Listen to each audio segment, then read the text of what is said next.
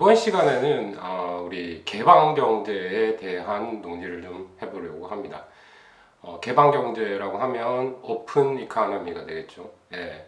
이제까지 우리가 가정했던 거시경제 모형들 또는 거시경제 상황은 무역이 없다고 치자, 엑스포트나 임포트가 없다 또는 그러니까 외국과의 균형 무역, 무역 경상수지가 균형을 이루고 있는 경우를 생각하면 x-m이 0이 되니까 결국 그 GDP 결정하는 총소득을 결정하는 GDP 모형에서는 논의를 안 할 수가 있었습니다. 근데 우리가 x-m net export라고 하죠. 그 net export에 대한 고려를 거시경제 모형에서 하고 거기에 따라서 총소득이 어떻게 결정되는지에 대한 논의를 하기 위해서 오픈 이코노미, 개방 경제에 대한 논의를 시작합니다.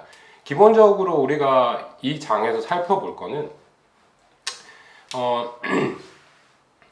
소국 모형이라고 합니다. 그러니까 아주 대국인 경우에는 약간 상황이 다릅니다. 미국같이 내수 시장이 너무 커가지고 소국으로 제한지어서 생각하는 이유가 내수 시장이 너무 커서 무역이나 경상수지의 변화가 GDP 결정, 총소득 결정에 큰 영향을 미치지 않는 국가가 아니라 우리나라처럼 경상수지의 무역수지 자체가 커서 GDP 총생산을 또는 총소득을 결정하는 그런 모형에 있어서 외국의 영향, 국제수지 또는 경상수지, 특히 경상수지, 무역수지 뭐 이렇게 얘기하는데 그 부분을 좀 더 고려를 해가지고 경제가 거시경제가 어떻게 돌아가는지 또는 총소득이 어떻게 결정되는지에 대한 내용을 담고 있습니다. 그래서 기본적으로 우리가 생각해야 될 거, 뭐 고등학교 시절에도 잠깐 공부한 적이 있었을 거예요. 왜냐하면 우리나라가 무역에 무역 의존도가 상당히 높기 때문에 경상수지 또는 무역수지의 흑자 적자 상황을 고려해가지고 환율이 어떻게 변하는지, 환율의 변화가 경상수지에는 어떤 영향을 미치는지에 대한 기본적인 어떤 아이디어 또는 기본적인 흐름들에 대해서는 공부를 했을 텐데요. 그 연장선에 이번 논의가 있다고 생각하시면 되겠습니다. 그래서 목표가 뭐다? 환율과 경상수지의 관계를 제대로 파악하는 데 있습니다. 그래서 그 점에 좀 목적을 두면 되겠고요. 지금 제가 강의하고 있는 국제경제학 부분도 상당히 지금 진도 상황이 되게 비슷하니까 좀 더 다른 논의, 비슷한 논의가 어떤 식으로 풀려나가고 있는지 각 과목당 차이가 있을 수도 있고 공통점이 되게 많습니다. 근데 모형 자체가 조금 더 국제금융론 쪽으로 흘러가면 조금 더 복잡한 내용이 되는데 만약에 거시경제학이랑 국제금융론을 같이 듣고 있는 학생들은 상당히 뭐 이렇게 도와주는 이해에 도움이 되는 그런 강의들이 계속 이렇게 연속적으로 나가고 있음을 아시고요. 참조할 수 있으면 참조했으면 좋겠습니다. 지금까지 흐름도 사실은 되게 비슷합니다. 거시경제학적인 흐름, 그 다음 그게 대부 자금 시장에 미치는 영향, 그게 또 환율에 미치는 영향, 그게 이제 실물 시장과의 관계, 여기까지 지금 진행되고 있습니다. 그 부분들, 인플레이션이다, 뭐 금융 정책이다, 재정 정책이다, 이게 환율에 어떤 영향을 미칠 수 있는지까지의 또 분석이 진행되니까요. 그 점에 초점을 맞춰가지고 살펴보시면 되겠습니다. 거시경제 이론 이 시간에도 환율과 무역수지 이쪽 지점에 초점을 맞춰가지고 보시면 될 것 같아요.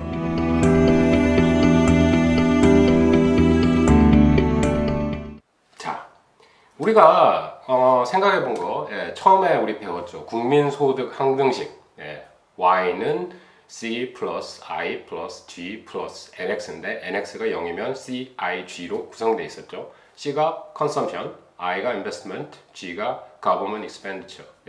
그렇게 소비와 투자와 정부 지출 요걸로 총소득이 결정된다. 요게 지출적인 측면, expenditure 쪽으로 바라본 국민소득이다. 또 국민 총생산이다. GDP다. 이렇게 3면 등가의 법칙을 얘기하면서 세 가지 측면으로 측정하더라도 사후적으로 총합의 생각 또 관점에서는 같아진다라는 걸 배웠습니다. 그 방정식을 이용해서 모형을 만들 거고요. 그 각각의 C와 I와 G가 어떤 변수에 영향을 받는지에 또 분석에 초점을 맞춰가지고 근본적으로 하나의 변수가 변화했을 때 총소득이 어떻게 변하느냐, 총소득이 변하거나 순수출 또는 경상수지, 순수출 자체가 경상수지가 되는 거죠. 그래서 이제 국제금융론 시간에 국제수지표를 배운 적이 있습니다. 그 부분 중에 국제수지표 중에 국제수지 중에 뭐 경상수지 부분이 있죠. 그래서 이제 그걸 경상수지라고 얘기하는 거고요. 그것도 사실은 번역에서 왔죠. 예. 원래 국제수지를 Balance of Payment라고 하는데 국가 간의 복식부기를 통해서 비용 지불 또는 이제 수입 취득을 복식부기로 써놓은 거를 국제수지표입니다. Balance of Payment인데 그 중에 무역수지를 Current Account라고 하고요. 그 Current Account를 번역해서 경상수지 또는 우리가 무역 쪽에 관심이 많고 무역이라는 단어를 많이 쓰니까 International Trade라는 관점에서 볼 때 무역이라고 해석하고 무역수지라고도 얘기합니다. 결국은 같은 거고요. 네. 그래서 이제 국제수지 적자다 이렇게 하는 얘기는 사실은 좀 잘못된 표현이고요.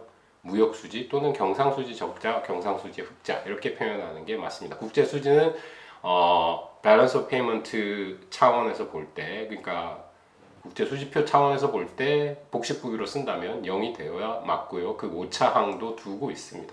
그러니까 항상 어카운팅 할 때 오차항을 두고 있죠. 우리가 다 추적해갖고 썼지만 좀 빠진 부분이 있어서 플러스 마이너스가 0이 딱 안 되면 그 0을 맞춰주는 조항까지 두고 있습니다. 그래서 국제수지표는 밸런스 오브 페이먼트, 균형이 맞는 지점이고요. 그러니까 우리가 무역 거래가 있다고 하더라도 무역 수지 쪽에 하나 쓰고 그 다음에 자본 수지 쪽에도 하나 반대 방향에 하나를 쓰게 됩니다. 그래서 플러스 마이너스가 되니까 국제 수지표 자체에는 0으로 나타나지만 경상수 수지가 흑자다라는 말은 자본 수지가 적자다 이런 식으로 또 생각을 해볼 수도 있겠습니다. 그래서 그 부분을 맞춰서 볼 건데 우리 국민소득 항등식을 시작으로 C 플러스 I 플러스 G 얘기하고 있었죠. 네, 소비, 투자, 그리고 정부 지출.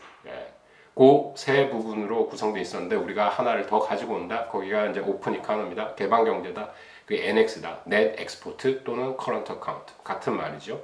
그거를 다시 끌어내려면 방정식을 어떻게 쓰면 되느냐? 그럼 net export가 어떻게 걸려 있죠? C, I, G, NX 이렇게 걸려 있습니다. 그거 전체 합한 게 뭐라고요? GDP요.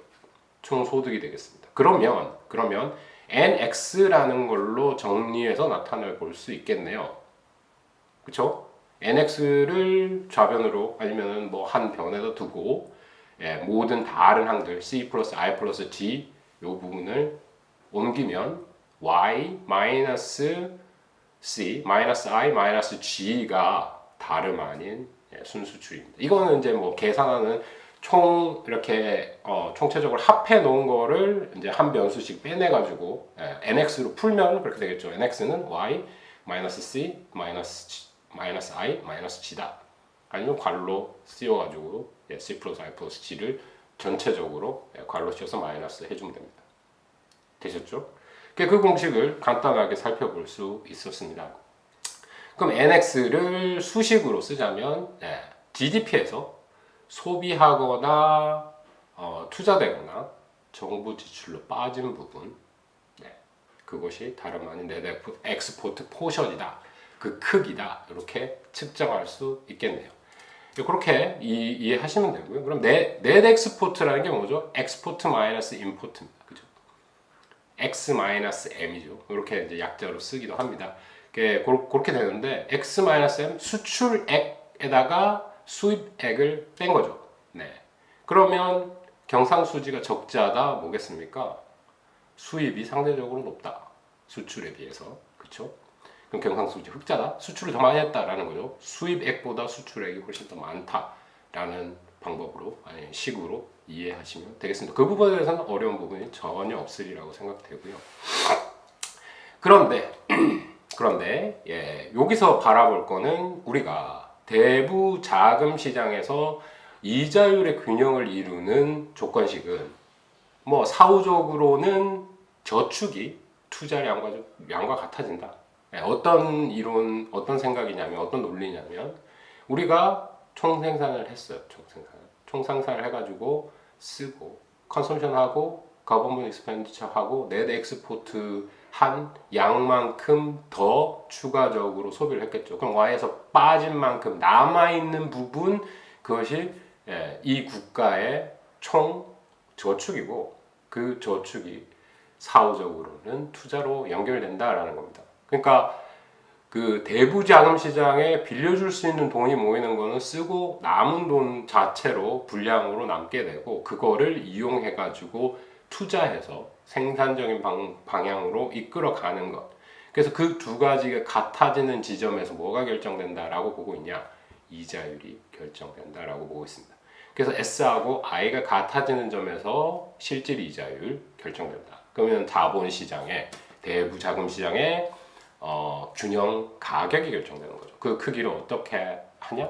S와 I가 같아지는 그 지점에서 균형 가격인 실질 이자율이 결정된다. 이렇게 보시면 되겠습니다. 예. 그럼 이 국민소득 항등식 가지고 할 수 있는 여러 가지 설명들이 많이 있고요. 그래서 편하게 또는 아주 익혀두시는 게 좋습니다. Y는 C 플러스 I 플러스 G 플러스 NX, 그 다음에 NX는 어떻게 구하는지 한번 이렇게 한두 번만 써보면 뭐 어려운 부분은 아니니까요. 더하기 빼기, 그 X, Y 뭐 양변 바꾸는 거, 마이너스 붙여주는 거, 그래서 정리만 해주면 우리가 필요한 어떤 논리들은 끌어낼 수 있습니다. 그만큼 국민소득 항등식, 지출 국민소득의 방식, 집계 방식 대단히 중요한 이론적인 출발점이 되겠습니다.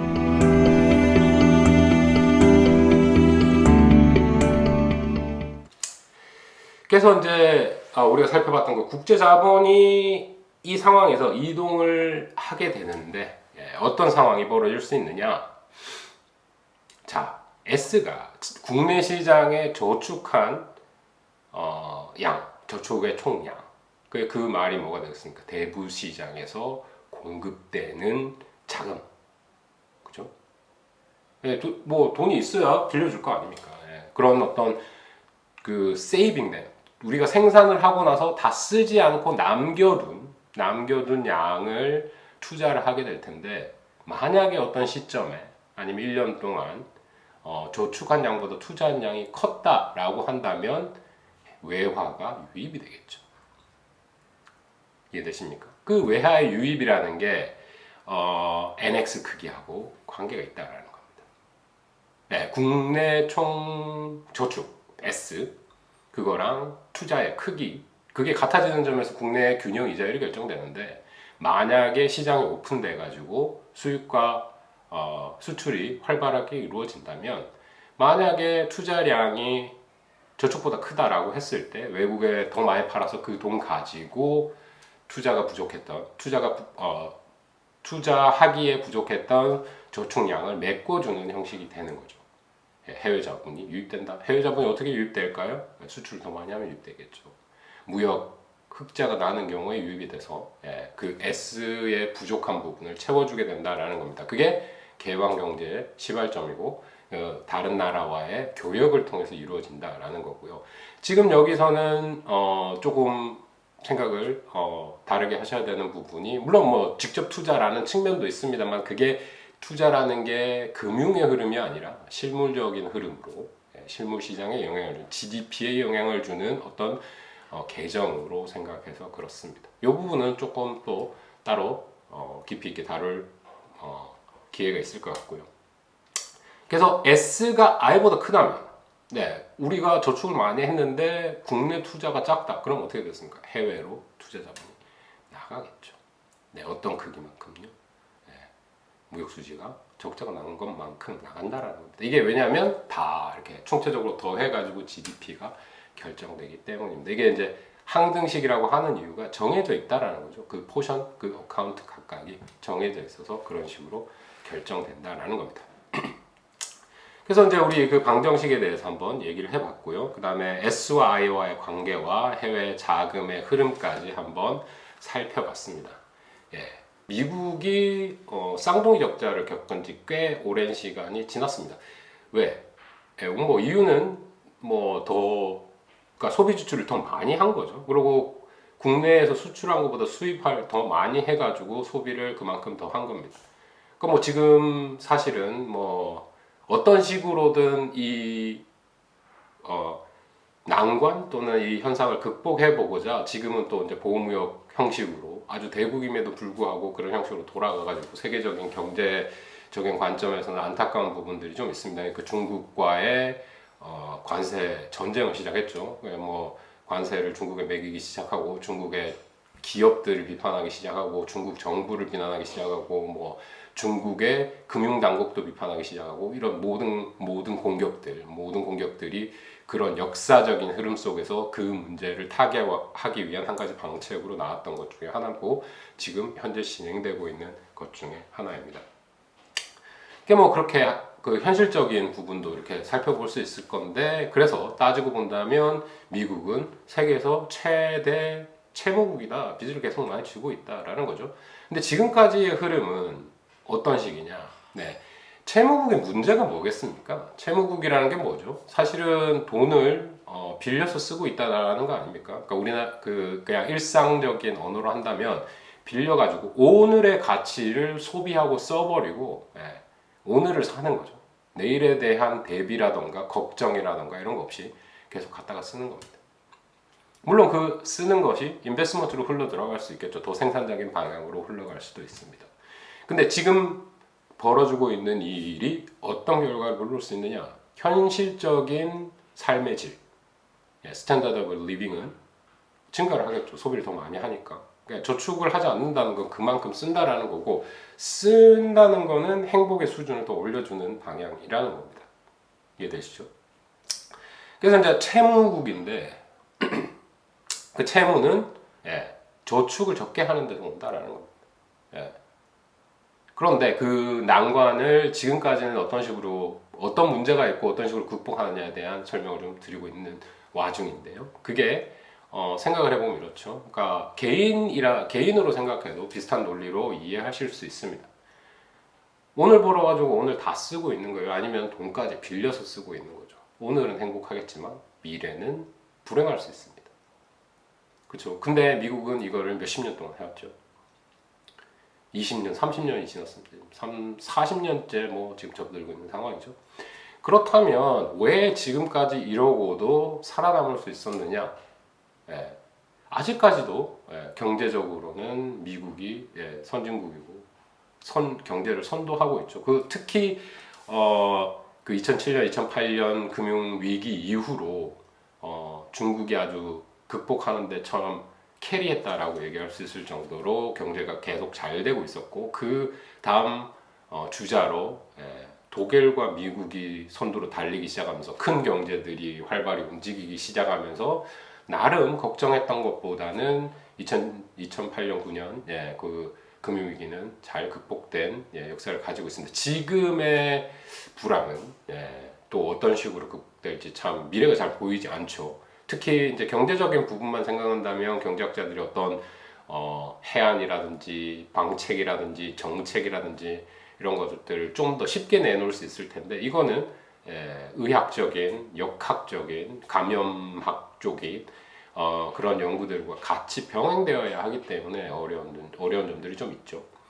아무튼 그렇게 적자를 계속 내고 지금까지 버텨온 이유 중에 한 가지는 미국이 경제적인 주권을 가지고 패권을 아직까지 유지하고 있다라는 측면이 큽니다. 왜요? 그게 왜요? 그게 달러라는 것이 세계에서 가장 공신력이 있는 화폐로 지금까지 생각되고 있다 이거죠.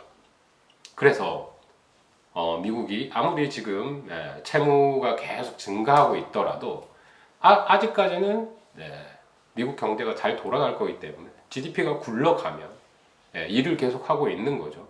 내가 그러니까 연봉이 뭐 2억 3억을 지금 현재 찍고 있는데 얘가 2억 3억에서 발전하지 않고 멈추는 순간 그러니까 GDP가 어느 수준에서 정체되거나 떨어지지 않고 계속 발전해 나간다는 가정 하에서는 빚을 지고 있어도 사실은 별로 문제가 없죠. 근데 사람의 인생이라는 게 언제 끝날지 모른다라는 측면에서 국가의 생애 주기보다 사람의 생애 주기가 훨씬 더 짧으니까 개별적으로는 그런 문제, 채무에 대한 문제들이 생길 수 있습니다. 근데 국가 같은 경우에는 잘 나가고 있고 앞으로도 잘 될 거라고 다른 국가들이 믿고 있기 때문에 달러의 가치가 평가절하되지 않고 수준을 파워를 유지하고 있고 그것 때문에 30년, 40년을 재정 적자와 무역 적자를 버티면서 지금까지 온 겁니다. 뭐 그런 측면에서 이제 우리나라 코로나 위기에 재정 지출을 늘리겠다는 재정 정책들, 그다음에 여러 가지 방안들, 여러 가지 또 다른 구제 정책들을 필 때 뭐 우려하는 사람들도 되게 많이 있죠. 근데 기본적으로는 뭐 우리 지금은 그런 걱정들이나 그런 어떤 우려들이나가 좀 줄어들었습니다. 왜냐하면 모두가 지금 걱정하고 있는 거는 코로나지. 코로나가 먼저 어떻게 해결이 돼야 그 다음 방향의 미래를 우리가 예측할 수 있기 때문에 그런 걱정들이 사라졌는데요. 미국의 경제학자들도 상당히 한국의 경제가 일본처럼 되지 않을까에 대한 우려, J에 대한 공포라고 하고요, 제프나이제이션이라고 하는데 미국도 그런 걱정을 계속 하고 있었습니다. 그래서 이제 그런 어떤 긴 역사의 쌍둥이 적자를 가지고 있는 미국의 무역 수지 적자에 관한 부분은 달러를 찍어서, 그러니까 미국의 채권을 각국에다가 팔아 먹으면서 그 부채를 받아 안고 있어 왔는데, 만약에 미국 경제가 나빠지는 순간 그 달러를 많이 보유하고 있는 국가들, 외환 보유고가 높은 나라들, 특히 우리나라도 그렇죠. 중국이 최대 보유국일 겁니다. 그 나라들이 상당히 경제 타격을 크게 입겠죠. 왜냐하면 가지고 있는 자산의 가치가 갑자기 푹 줄어드는 거니까. 물론 미국이 직접적인 타격을 받겠죠. 거기에 살고 있는 사람들이 경제가 불황이 되고 그러면 악의 불황청으로 빠지게 됩니다. Y가 감소한다는 거, GDP가 정체된다는 거, 그 부분에 대한 거, 뭐 우리 뭐 전에도 말씀드렸죠. 그러니까 Y가 그냥 정체한다는 게 문제가 아니다라는 거죠. 생산이 정체하거나 생산이 불황에 쌓였다. 요거 자체에서 멈추지 않는다는 거고 계속 나쁜 방향으로 이게 굴러서 간다는데 경제에 문제가 있습니다.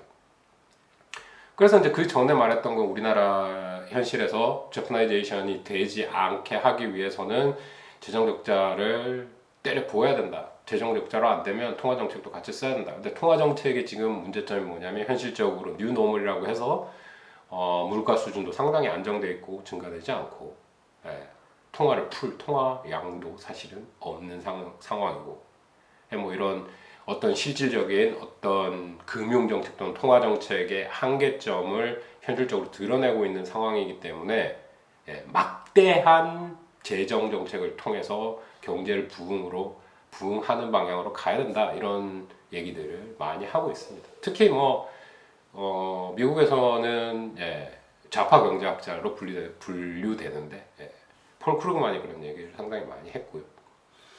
뭐 영향력 있고 목소리 큰 경제학자이기 때문에 그런 전반적인 세계 흐름, 특히 일본이나 뭐 아시아 경제 쪽에 또 일가견이 있는 분이시라 그런 계속 메시지를 주고 있었습니다. 근데 지금 상황은 코로나19 때문에 또 직접적으로 필요한 이제 불황을 직접 겪는, 직장을 잃는 그런 부분들을 도와줘야 되는 부분들도 물론 있지만 전반적인 흐름으로 봤을 때 한국 경제가 좀 주춤하고 있는 이런 상황에서 적극적인 재정 정책이 필요하지 않나, 이런 주장들을 많이 듣고 저도 이제 일부 부분에서는 상당히 동의하는 바입니다. 그 전체적인 어떤 거시경제적인 차원에서 봤을 때는 그렇죠. 근데 이제 그 문제는 무엇이냐? 재정 정책을 적자를 넣는다든가 무역을 통한 어떤 무역 적자가 계속 누적된다거나 그러면 현실은 행복할지 몰라도 미래가 불행하게 될 가능성이 있다. 라는 거고요. 그다음에 이제 경제가 한번 이렇게 계속 성장하는 방향으로 흘러가다가 주춤한다거나 불황으로 빠지게 되는 경우를 상당히 두려워하는 이유 중에 한 가지는, 한번 그렇게 되면 GDP가 감소했다는 말은 생산이 줄어들었단 말이고, 생산이 줄어들었단 말은 기업들이 그만큼 고용하지 않겠다는 말이 되겠죠. 그러면 그 노동 문제가 발생을 하는 거죠. 고용에 대해서 문제가 발생합니다. 실업 문제가 발생을 하는 거죠. 그럼 실업이 발생한다, 실업이 점점 증가한다 그러면 구매력이 떨어지게 됩니다. 실업이 커진다, 실업률이 올라간다라는 말은 다시 말해서 구매력이 떨어진다, 사람들의 소득이 감소한다. 거기에 따라서 소득이 감소함에 따라서 소비를 덜 하게 되겠죠. 그게 consumption frozen이라고 하는데, freezing 뭐 이렇게 얘기하는데 소비가 얼어붙어 버리는 겁니다. 그럼 소비가 적다는 건 뭐겠어요? 또 언제 물건에 대한 수요가 적다는 거기 때문에 생산을 더 줄일 수밖에 없다, 기업들은. 그래서 자꾸 나쁜 방향으로 흘러가게 되는 이런 쳇바퀴가 산에서 바닥으로 추락하는 이런 빠른 속도로 추락하는 이런 현상을 보인다라는 겁니다. 그런 의미에서 이제 거시경제적인 이해가 필요하고요. 이건 누구나 논리적으로 다 설명할 수 있는 부분이니까 쉽게 이해하시리라고 생각합니다.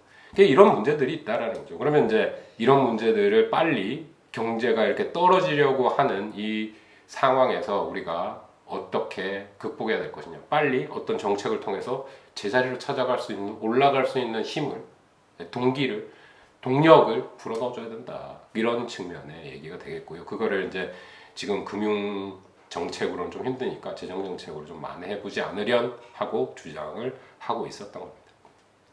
하물며 미국도 그랬는데 이제 지금 뭐 한국 부분에 대해서 이제 걱정하는 부분은 그런 거였고요.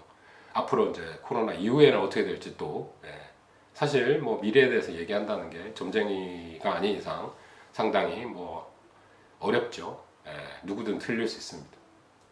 누구든 틀릴 수 있는 게 아니라 모두 다 틀릴 겁니다. 그래서 뭐 영어 표현으로 하자면 only God knows. 신만이 알고 있는 거죠. 신이라는 존재를 그냥 어떤 모든 것을 알고 있는 전능한 그런 존재라고 인식을 한다면 그렇다라는 겁니다. 그래서 이제 우리가 해야 될 거는 뭐 현실적으로는 열심히 사는 것밖에 없는 거죠. 그리고 코로나가 빨리 극복될 수 있게끔 국민 전체 노력하고 뭐 이런 방향으로 흘러가는 논리가 되겠습니다. 그 부분은 여기까지 이제 뭐 정리를 하도록 하고요. 그 다음으로 설명할 거는 각각의 방정식, 이제까지 배운 모형을 다 총체적으로 조립을, 우리가 부분 조립을 해놨습니다. 그 조립해놨던 블럭들을 한데 뭉쳐가지고 정말 설명을 하고 이해를 하는데 좋은 도구로 쓰기 위해서 조금씩 만들어 놓은 거고요. 그러면 여기서 볼 거는 저축과 투자, 그 다음에 그게 외화의 유입 또는 유출에 대한 어떤 이해를 하고자 함입니다. 첫 번째로 우리가 공부했던 거 총 생산에 대해서 공부하면서 생산 함수에 대해서 고민을 한 적이 있습니다. Y는 L과 K 함수다. 물론 거기에 엄청나게 많은 다른 생산 요소들을 고려할 수 있겠죠. 노동과 자본만 있는 건 아닙니다. 근데 두 가지 변수를 고려함을 통해서 나중에 아주 쉽게 더 많은 변수들에 대한 확장이 가능하기 때문에 어떤 변수들, 다른 변수들은 정해져 있다고 치고 L과 K의 조합을 통해서 GDP 또는 소득을 증가 감소시키는 생산 함수를 우리가 가정을 했습니다. 그래서 GDP는 총 소득은 L과 K 함수다. 총 생산은 노동과 자본의 함수다. function of KL, 뭐 function of LK 뭐 이렇게 썼죠. 그렇게 놔둔 거고요. 그 다음 부분은 Y는 뭐겠습니까? GDP 총 소득은 consumption, investment, government expenditure, net export로 구성되어 있다. 지출, 국민 소득에 관한 항등식이 되겠죠. 국민소득 항등식이 될 겁니다. 그 두 가지 우리 잘 공부를 했었고요. 그러면 이제 그 개별적인 각가지 요소들.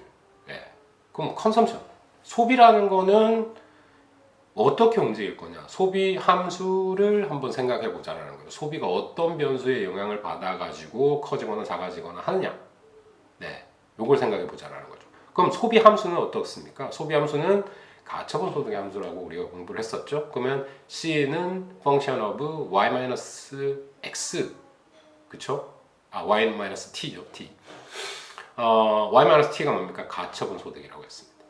그러니까 내가 벌어들인 소득에다가 텍스 떼낸 거, 우리 통장에 딱 꽂히는 그 돈, 세액 공제, 그러니까 소득세를 공제하고 나서 받은, 소득세 공제하고 나서 받은 그 금액이 소득이 된다. 가처분 소득이 된다라고 했죠. 그럼 소비 함수는 가처분 소득의 함수다.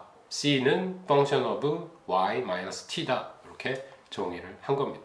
다른 변수들 영향을 받겠죠. 자산의 가치, 내가 가지고 있는 금융자산 또는 무슨 실물 자산들 있죠. 부동산이라든지 무슨 투자하는 금이라든지 뭐 그런 어떤 다른 것들, 증권이라든지 뭐 이런 것도 금융자산에 들어가고요. 그런 자산이 가치가 올라갔다 그러면 어떻게 되겠습니까? 자산 효과라고 해서 소비를 더 많이 할 수 있는 요인이 생긴다 그랬죠. 실질적으로 실현되진 않았지만 내가 더 부유하게 느껴지는, 부유해진, 장기적으로 봤을 때는 내 자산이 높아진 건 내 소득이 높아진 겁니다. 그죠?